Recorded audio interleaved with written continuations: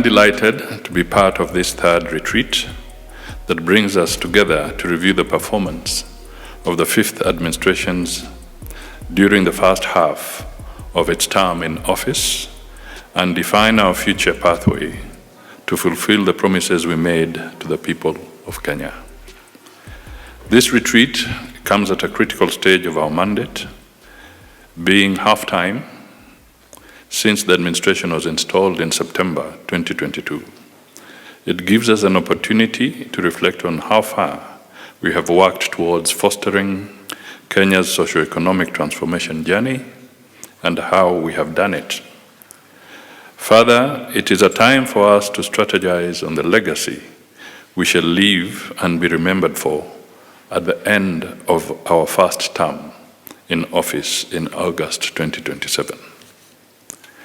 Let me also recognize the opportunity we have for realizing the goals of a more united, prosperous nation, fostered by the partnership of the two largest political parties in the broad-based government formally established in March 2025.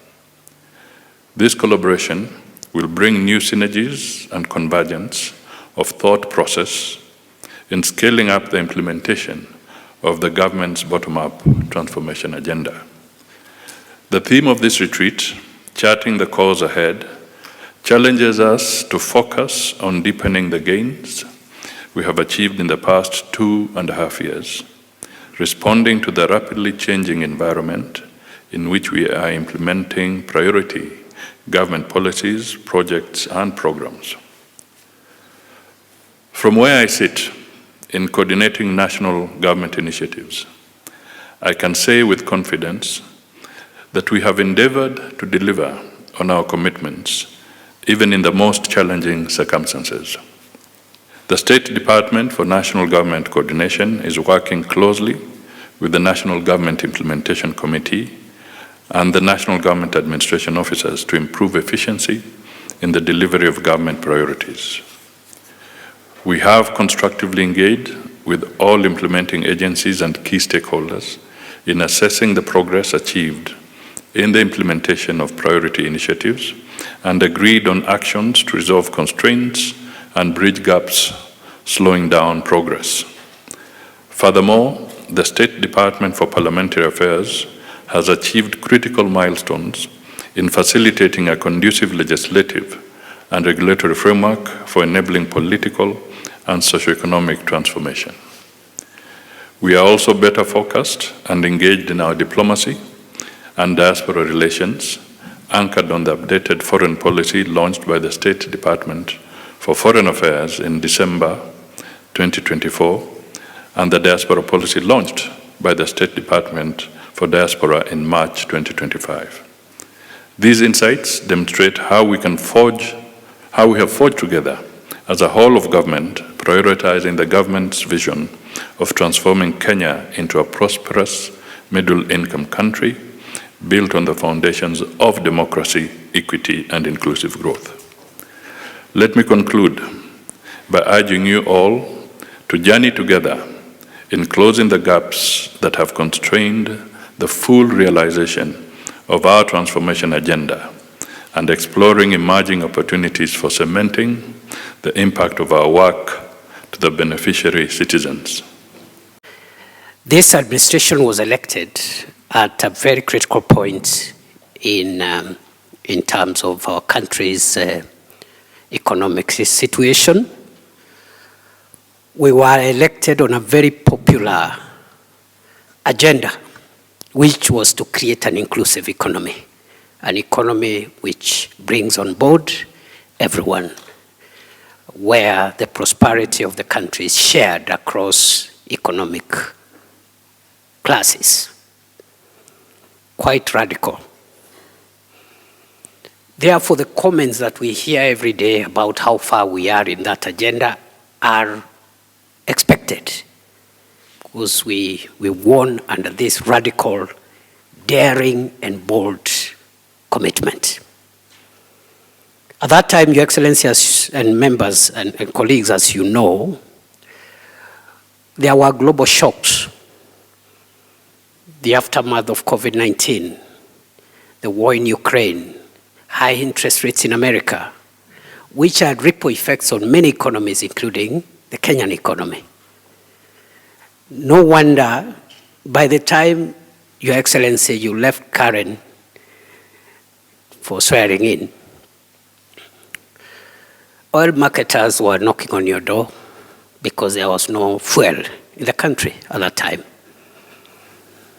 Our citizens in Namanga, Busia, Moyale were getting fuel from neighboring countries.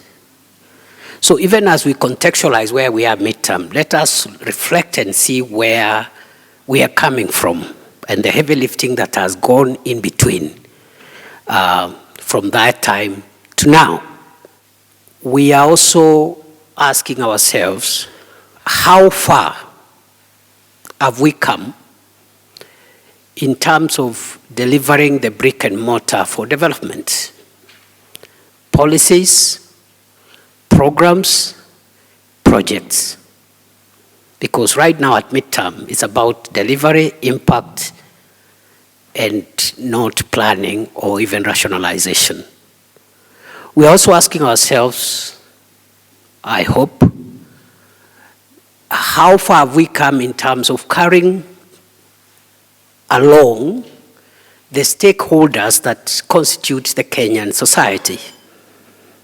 Members of the public and sectors and the middle class and everybody else in between. In terms of stakeholders in national development, how far are we carrying them on board? Is there something maybe we need to do better in the remaining 2.5 years? And lastly, we are also asking ourselves, how effectively have we communicated what we are doing? We will also be asking ourselves, looking at the program, we had certain pillars of our manifesto around agriculture, health, around MSMEs, and all the pillars, including the digital superhighway and the creative economy, and the enablers of those pillars. How far have we come in terms of delivering the various commitments as broadly packaged in those pillars? To my mind, we are not in a bad state, unless I'm persuaded otherwise. I think we are on course. Of course, the last bit will require us to be more direct, more focused, more energetic, because it's the final stretch. But we've made good progress in stabilizing the economy. In my view, the macroeconomic fundamentals have been brought in check, from fuel prices to inflation to cash reserve ratio and all the other macroeconomic indicators, including interest rates, which last year were able to drop by 2 to 3%, although the banks could even do better than that. According to CBK, the commercial banks could even do better than that. We are glad that, although you said you don't take credit for it, but we have to thank you. We don't have an alternative for reaching out and helping us to have a broad-based administration that provides greater political stability to help us deliver on the promises that we made in 2022.